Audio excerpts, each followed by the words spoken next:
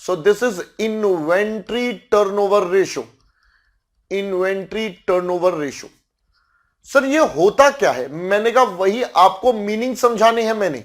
भाई देखो आपने पहले ये टॉपिक कहीं ना कहीं पढ़ा हुआ है, तो मेरा पर्पस है आज आपको इसको अच्छे से एक्सप्लेन करना। कि अगर आपने पढ़ा हुआ है तो बहुत अच्छी बात है, और हम उसको रिवाइज कर लेते हैं अगर आपको आता है। नहीं आता तो आप यहां समझ लो, मैंने तो बिल्कुल ग्राउंड जीरो से ही पढ़ाना है आपको। ठीक है, चलो ओके सर। देखो तो friends, here is a small announcement regarding our Unacademy. दोस्तों, अनअकैडमी पर इस संडे होने वाला है अनअकैडमी कॉम्बैट। ये जो कॉम्बैट है इस संडे होने वाला है फॉर इंटरमीडिएट लेवल। तो जितने भी मेरे दोस्त इंटरमीडिएट में हैं वो सारे के सारे दोस्त इस टेस्ट का पार्ट बन सकते हैं। बेटा ये आपका लाइव स्कॉलरशिप टेस्ट होता है। जी हाँ, this is a live scholarship test. Sir live कैसे? मैंने कहा ये एवरी संडे होगा 12 बजे। एक संडे इंटर, एक संडे फाउंडेशन। तो इस संडे को ये हमारा इंटर का टेस्ट है। इसमें बेटा आप अपने प्राइजेस विन कर सकते हो। Top 3 rank holders will get 100% scholarship on 1 year Unacademy CA intermediate का प्लस का सब्सक्रिप्शन। तो आपके पास चांसेस है, आप ये फ्री में ले सकते हो। इसके अलावा नेक्स्ट लेवल इट इज 75% का डिस्काउंट, 50% एंड लास्ट 200 रैंक तक आपको बेटा 25% का डिस्काउंट मिलता है। तो जल्दी जल्दी से इस कॉम्बैट का पार्ट बनिए। दोस्तों ये इंग्लिश में भी अवेलेबल है। 40 क्वेश्चंस आपको सॉल्व करने होंगे 60 मिनट्स में। तो इसको जल्दी से पार्टिसिपेट करिए। इंडिया का one of the largest scholarship test. Make sure you are part of this. आप जल्दी जल्दी से बेटा इसमें एनरोल कर लीजिए। एनरोल करने के लिए आपको रेफरल कोड यूज करना है CA Sunil. Yes, this is the referral code which you have to use while applying or using this combat. इसका लिंक डिस्क्रिप्शन बॉक्स में है, तो जल्दी से एनरोल कर लीजिए and be a part of the winning team. Alright, चलिए भाई। देखो नाम है इन्वेंट्री टर्नओवर। टर्नओवर का मतलब होता है दोस्तों चेंज। यहां पर एक मतलब होता है सेल्स, एक होता है चेंज, या हम बोलते हैं मूवमेंट। तो हम इसका एक्सप्लेनेशन अगर लिखें, हम इसको प्यार से बोल देते हैं ITR, इन्वेंट्री टर्नओवर रेशो। तो हम कहते हैं दिस रेशो इंडिकेट्स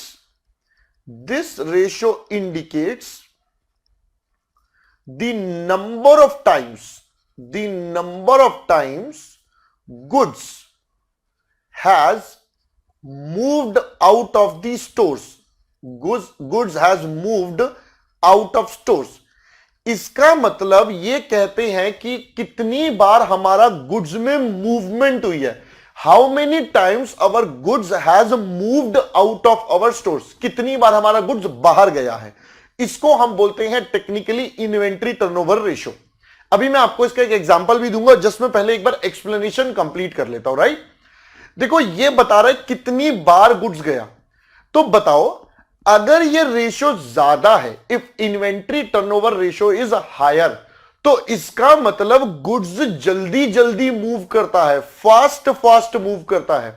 और अगर हम देखें कि इन्वेंट्री टर्नओवर रेशियो कम है, तो इसका मतलब गुड्स थोड़ा स्लो मूव करता है, जल्दी जल्दी बाहर नहीं जाता। भाई जो जितनी जल्दी बार बाहर जाएगा वो फास्ट मूविंग है, और जो कम बार जाएगा वो स्लो मूविंग है। सो यही है हमारा नेक्स्ट पॉइंट। इसके अंदर हम यहां लिखेंगे higher inventory turnover ratio ITR indicates. ये क्या इंडिकेट करेगा? Indicates that goods are fast moving. ये बताएगा भाई हमारे गुड्स जो हैं वो फास्ट मूविंग है। तो ये मैं यहां लिख देता हूं, गुड्स आर फास्ट। अरे यार बार स्पेलिंग एरर। अरे सर रुको, कोई बात नहीं, आराम से लिख लो। Goods are fast moving. ठीक है, और मैं यहीं पे लिख देता हूं and vice versa. Vice versa मतलब भाई अगर ये लो है तो इसका मतलब goods are slow moving. As simple as that. ठीक है, ओके सर इसका कॉन्सेप्ट बना कैसे है? How the formulas are being done. मैंने कहा उसके लिए मैं आपको समझाता हूं एक कॉन्सेप्ट।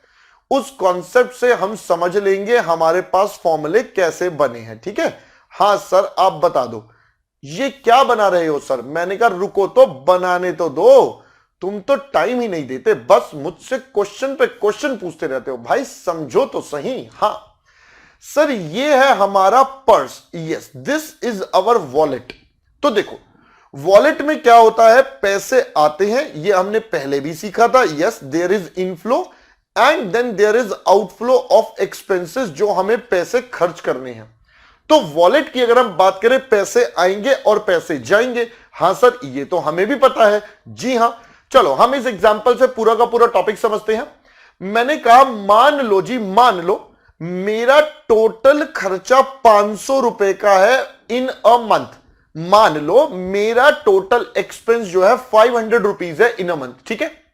और होता क्या है, मेरे वॉलेट में on an average, yes on an average अगर हम बात करें तो 100 रुपए पड़े होते हैं ऑन एन एवरेज।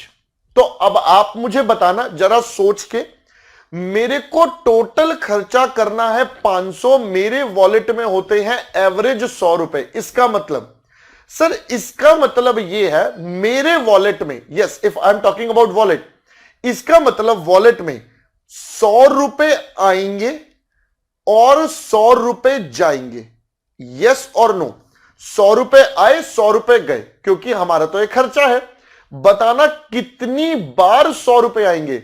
सर ये आएंगे 5 टाइम्स। क्यों भाई, मेरे को 500 रुपए का खर्चा करना है, तो 500 रुपए हम खर्चा करेंगे और एवरेज 100 रुपए हमारे वॉलेट में होते हैं। इसका मतलब मैं 5 बार अपने वॉलेट को 100 रुपए से रिफिल करूंगा और 5 बार मेरे वॉलेट से 100 रुपए निकल जाएंगे, सो दैट हमारा 500 रुपए का जो एक्सपेंसेस है वो मीट आउट हो जाए। यस और नो, सोच के देखो। सर बात तो बिल्कुल क्लियर है, बहुत सिंपल सी बात है भाई। 500 रुपए का एक्सपेंस है, मेरे को 100 रुपए एक बार अपने वॉलेट में रखने हैं, तो इसका मतलब मैं 5 बार अपने वॉलेट में 100 रुपए डालूंगा और वो 100 रुपए 5 बार में एक्सपेंसेस हो जाएंगे। यस और नो। तो इसका मतलब सर ये जो 5 बार निकाला, this is movement, this is movement. ये मूवमेंट हो गया, कितनी बार जा रहा है। और अगर हम देखें तो बेटा इसी को हम टेक्निकल वर्ड्स में बोल देते हैं इन्वेंट्री टर्नओवर रेशो। ये मैंने मनी का एग्जांपल, आपके वॉलेट का एग्जांपल लिया, यही आप एक गोडाउन के पॉइंट ऑफ व्यू से सोचो। हमने कहा जी गोडाउन में क्या होगा, मैंने कहा लो जी लो, मैं अब कंपनी का बना देता हूं godown. So here we go, this is a godown. Sir किसका गोडाउन है, मैंने कहा एक कंपनी का, दिस इज गोडाउन। यहां पर कंपनी अपने गुड्स रखती है, ठीक है। इसके अंदर भी गुड्स आएंगे और आउटफ्लो होगा। So there would be outflow and there would be inflow. हमने कहा मान लो सर, मान लो अप्रोक्सीमेट, भैया मानना तो पड़ेगा ना एग्जांपल में। मान लो हमारा जो टोटल कंजम्पशन है वो है 500 किलो का। हमारी कंपनी को टोटल 500 किलो का कंजम्पशन करना है और हमारे गुड्स में on an average 100 kilo goods होते हैं। अब बताओ 100 किलो टोटल एक बार में पड़े होते हैं, मेरे को 500 किलो यूज करना है, तो क्या होगा सर, इसका मतलब मेरे पास 100 किलो वाली आइटम 5 बार आएंगी और 100 किलो वाली आइटम 5 बार बाहर जाएंगी, so that I can meet up my total consumption of 500 kg। Yes और नो, बिल्कुल ठीक बात है सर। यही मैंने आपको वॉलेट वाली स्टोरी से समझाया, यही मैंने आपको गोडाउन वाली स्टोरी से समझाया। आपको जिस स्टोरी से समझ में आ जाए जी, आप उस स्टोरी को अपने पास रख लो, बाकी तो जी आपकी इच्छा अनुसार है। Got it. चलो जी, ये हमारा यहां पर ये वाला पार्ट भी कंप्लीट हो गया। तो सर इस पार्ट से हमने सीखा क्या, अरे मैंने कहा नलायकों, इस पार्ट से हमने सीख लिया कि हमारा इन्वेंट्री टर्नओवर रेशो का फॉर्मूला। अरे सर कैसे सीखा, मैंने कहा देखो जी, ये जो आपने 5 टाइम्स निकाला बार बार, this is your inventory turnover ratio. ये कैसे निकाला, मैंने कहा मैं बताता हूं। आपने ले लिया total consumption of the period, हमने यहां 1 महीने की बात करी थी, जो भी पीरियड होगा, डिवाइड कर दिया ऑन एन एवरेज हम कितना स्टॉक मेंटेन करते हैं, फंडा यहां से बन गया। तो अगर मैं इसको फॉर्मूला वाइज लिखूं, सो आईटीआर कैसे निकल जाएगा sir, it is cost of material. मैं बेटा मेटीरियल वर्ड इसलिए लिख रहा हूं क्योंकि हम मेटीरियल चैप्टर पढ़ रहे हैं, इसलिए मेटीरियल। यही अगर आप फिनिश गुड्स का लिख दोगे तो ये फिनिश गुड्स का बन जाएगा। जिसका लिखोगे ये उसकी कैलकुलेशन हो जाएगी। So cost of material consumed during the period, भाई जो पीरियड की हम बात कर रहे हैं उस पीरियड में जितना मटेरियल आपने कंज्यूम करा, whole divided by average stock of raw material. मैं average stock of raw material से डिवाइड कर दूं तो मेरे पास आ जाएगा इतने टाइम्स हमारा गुड्स में आई है movement. Yes, this is the number of times जितनी बार हमारे गुड्स में आई है मूवमेंट। मैं इसको एक बॉक्स में डाल रहा हूं ताकि ये अलग से हमें क्लियर हो जाए कि ये हमारा कॉन्सेप्ट है। आई होप पहले ये वाला फॉर्मूला आपको क्लियर हुआ, हाउ दिस आईटीआर का कॉन्सेप्ट और formula has been developed, right? ठीक है सर। अब क्या, मैंने कहा लो जी मैं इससे एक और कॉन्सेप्ट आपके साथ डेवलप करता हूं। ठीक है, आप मेरे साथ साथ रहिएगा, मैं एक और कॉन्सेप्ट आपके साथ यहीं से डेवलप करता हूं। ठीक है, तो देखो हमने कहा सर एक और तरीका होता है। क्या सर?